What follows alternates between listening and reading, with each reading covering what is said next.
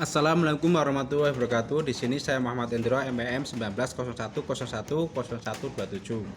Di sini saya akan mempresentasikan hasil tugas yang bertema negosiasi internasional dan lintas budaya.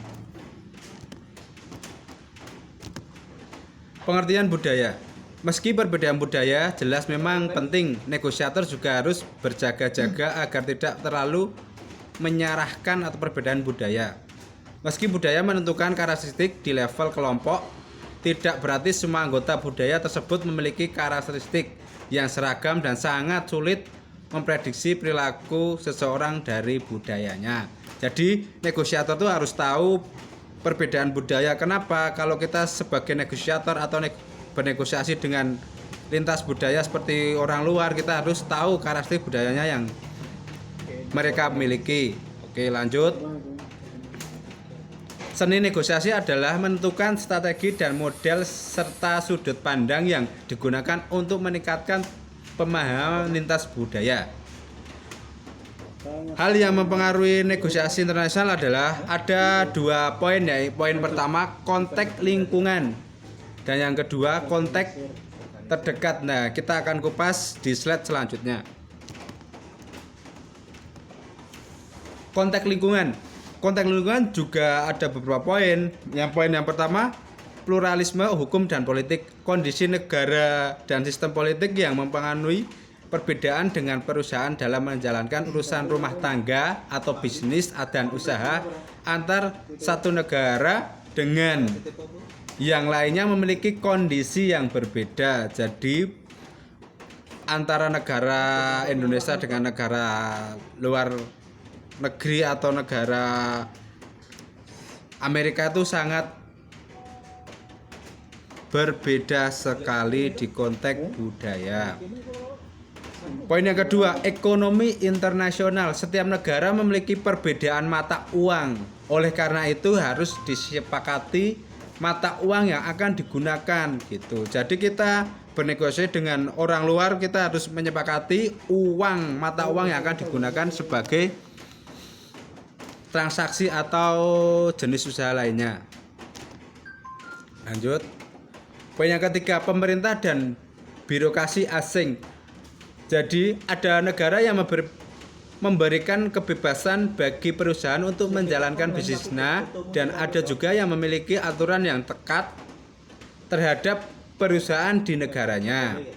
Poin yang kelima, ketidakstabilan seperti kurangnya sumber daya umum yang diharapkan oleh Amerika dalam negosiasi usaha, kurangnya barang dan jasa, ketidakstabilan politik.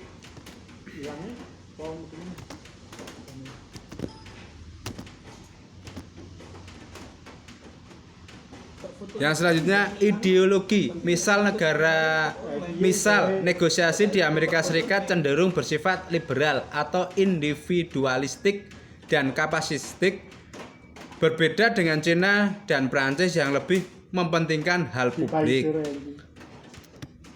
Selanjutnya, budaya dari negosiator akan tampak dari gaya, bahasa tubuh dan cara berpikir yang menimbulkan interpretasi yang beragam.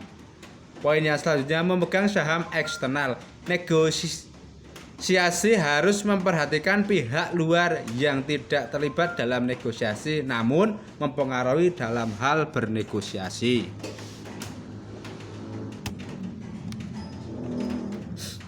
Selanjutnya,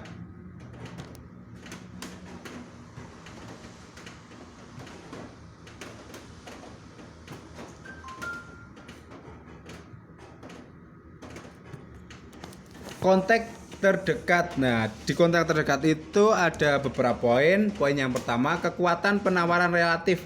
Pihak yang memiliki investasi lebih memiliki kekuatan untuk bernegosiasi.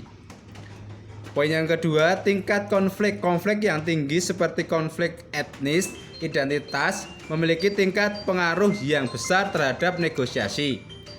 Poin yang ketiga, hubungan antar negosiator. Hubungan antar negosiator, pihak-pihak yang bernegosiasi sebelumnya negosiasi dilaksanakan memiliki dampak yang penting dalam proses dan hasil negosiasi.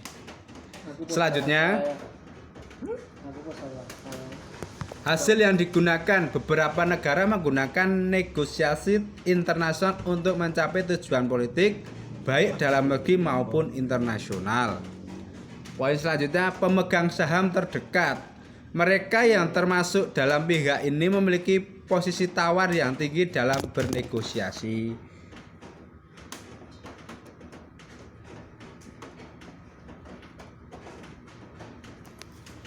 Selanjutnya, konseptualisasi budaya dan negosiasi. Perbandingan lintas budaya dilakukan dengan menemukan norma-norma dan nilai-nilai penting yang membedakan budaya satu dengan lainnya, kemudian memahami perbedaan ini yang akan mempengaruhi negosiasi internasional.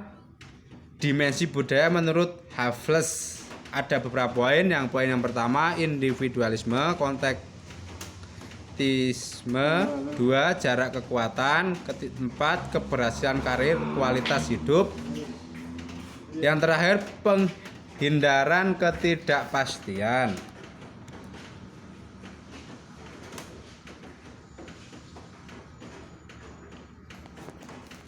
Sudut pandang manajerial. Ada 10 cara budaya mempengaruhi negosiasi. Yang pertama, definisi negosiasi. Selanjutnya, peluang negosiasi. Poin selanjutnya, memilih negosiator, protokol, komunikasi, kepekaan waktu, kecenderungan resiko, kelompok vs individu. 9, sifat kesepakatan, dan yang terakhir emosionalisme. Ini poin terakhir, strategi negosiasi yang responsif terhadap budaya menurut Stephen Weiss. Pengetahuan yang sedikit mengenai budaya lain. Itu ada beberapa poin. Poin pertama, memperkerjakan agen, membawaan indikator, membawaan mediator, maksudnya bukan indikator. Yang ketiga, membujuk negosiator lain agar menggunakan pendekatan Anda. Terus yang kedua, keakraban yang sedang. Nah, itu ada beberapa poin. Poin yang pertama, adaptasi pendekatan negosiator lain. Yang kedua, menyesuaikan koordinat. Yang ketiga, pengetahuan yang banyak mengenai budaya lain. Itu juga ada beberapa poin. Poin pertama, merangkul pendekatan negosiator lain. Yang kedua, improvisasi pendekatan. Yang terakhir, simfoni efek. Baik, presentasi dari saya hanya sedikit, kurang lebihnya saya minta maaf. Bila ada yang salah, mohon dikasih tahu. Oke, terima kasih. Wassalamualaikum warahmatullahi wabarakatuh.